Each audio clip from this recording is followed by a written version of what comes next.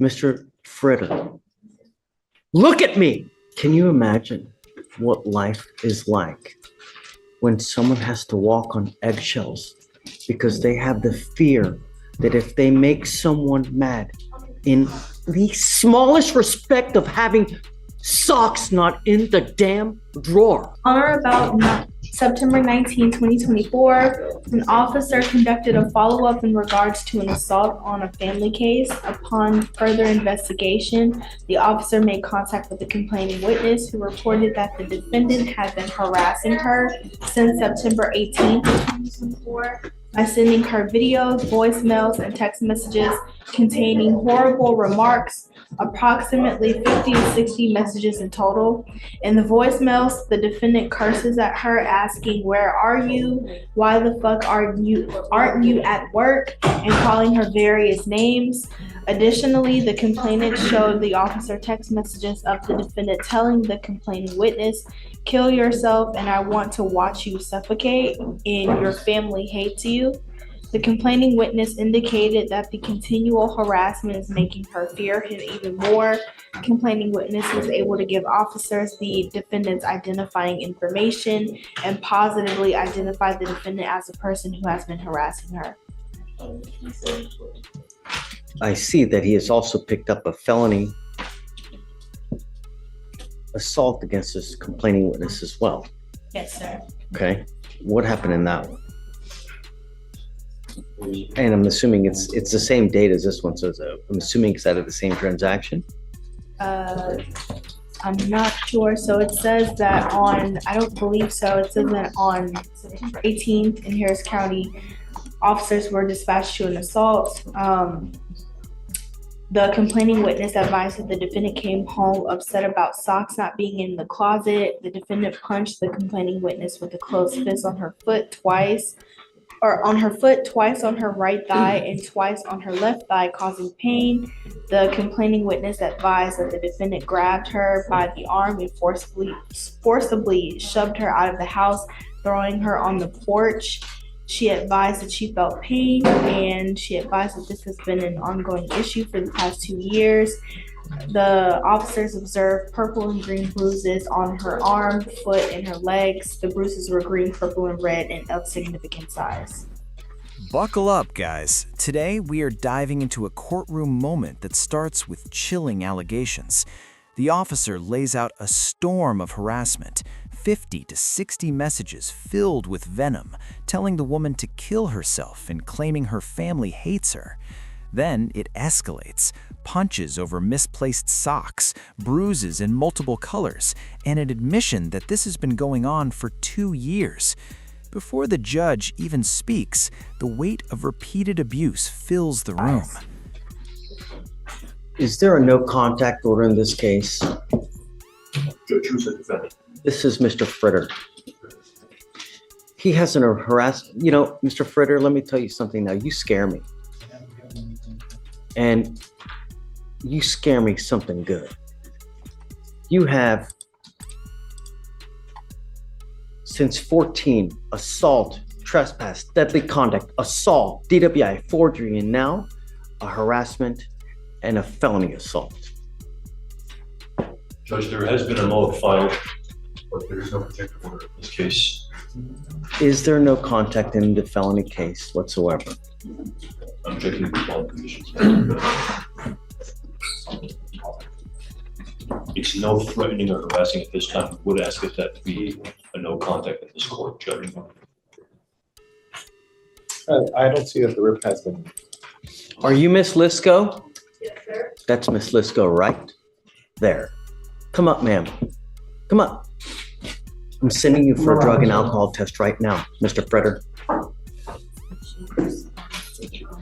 I want to protect you as much as I can. No one has to have this kind of treatment whatsoever for any reason. And I will do everything in my power to protect you. All I need you to do is tell me. All I need is please give me the word. Mr. Fritter, look at me. You so much. I'm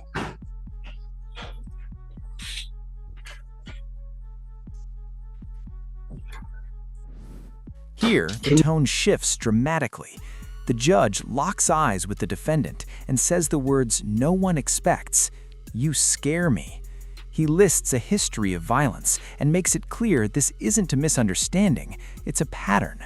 Then comes the powerful analogy about living on eggshells, painting a picture of daily fear. The courtroom moves from routine procedure to moral reckoning, and the defendant realizes this judge is not going to be lenient.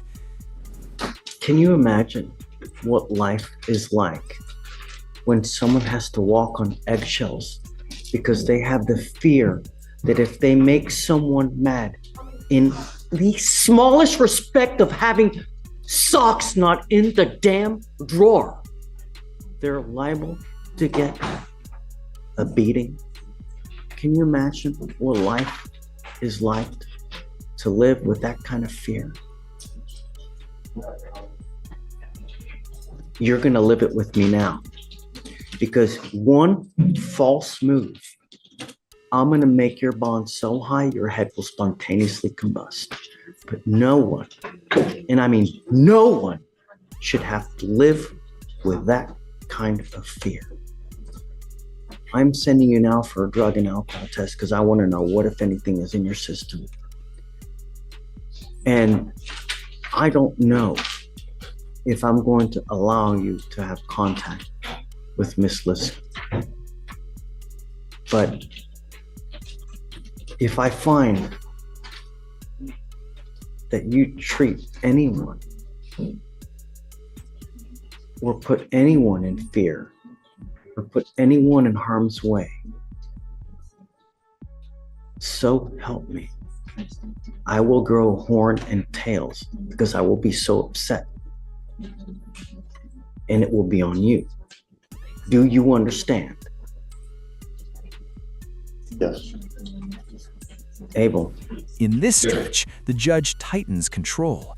He warns that one wrong move will send the bond soaring and makes it clear that fear will not be tolerated under his watch. An emergency protective order is put in place, and the language becomes unforgettable. He'll grow horns and tails if necessary. It's dramatic but deliberate. The message is simple. Accountability starts now, and the court is taking ownership of this situation. Abel, I'm going to keep Mr. Freder so close to me that it's just ridiculous. Yes, sir. I'm entering what's called a magistrate's order for emergency protection. This is a court order that identifies her as a protected individual. You're not to have any kind of communication whatsoever. You're not supposed to have you will not have any threatening or harassing contact. What is threatening or harassing doesn't matter what you think is threatening or harassing. It's what she perceives. So if I go like this, is that threatening or harassing? It most certainly is. And it's enough for me to put you in jail and make your bond $150,000, maybe 50, maybe 20. But I will do, Mr. Freder, I will do everything in my power to protect every single person of this county. And I don't care if you're kicking, screaming, crying because you go to jail and don't have anyone to bond you out.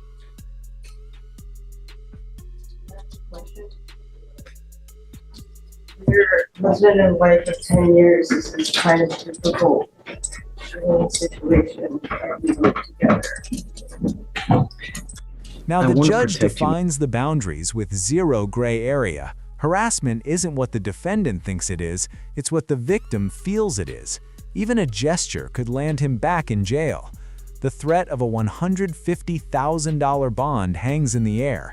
This isn't just a warning, it's a framework for survival. The court draws a hard line, making it unmistakably clear that any intimidation, subtle or direct, will have immediate consequences. I want to protect you, man. And you know, the problem is that now that he's picked up these two cases, times will be just even more stressful. We have these protective orders. They're basically like cooling off motions so that, you know, you can separate, enough time will pass, people can kind of cool down, you know, so they're not under the stress of the excitement, and then unleash on you. The last thing I want is for you to suffer any kind of harm whatsoever, you know, and I that's all I want. You know, all I'm asking is how things should be normal. Like, I'm not asking him for him to do Pythagoras theorem here. So, I don't know. You know, what I'd like is if you please just talk to our DAs here. But I'd like you to have their phone number at the minimum so that should anything ever whatsoever, all you have to do is let us know. And then I have been in contact with the DAs, or should it be assault? I'm here for you. And I want to make sure that you're okay. You know, I've given him a lawyer. He knows what's expected of him. And I'm going to drug test him like crazy to make sure that he's not using alcohol or dope. In fact, I'm going to test him 2 times a week. I'm setting him now because I want to know what, if anything, is in his system, and then we'll go from there. The energy softens as the judge turns to the victim.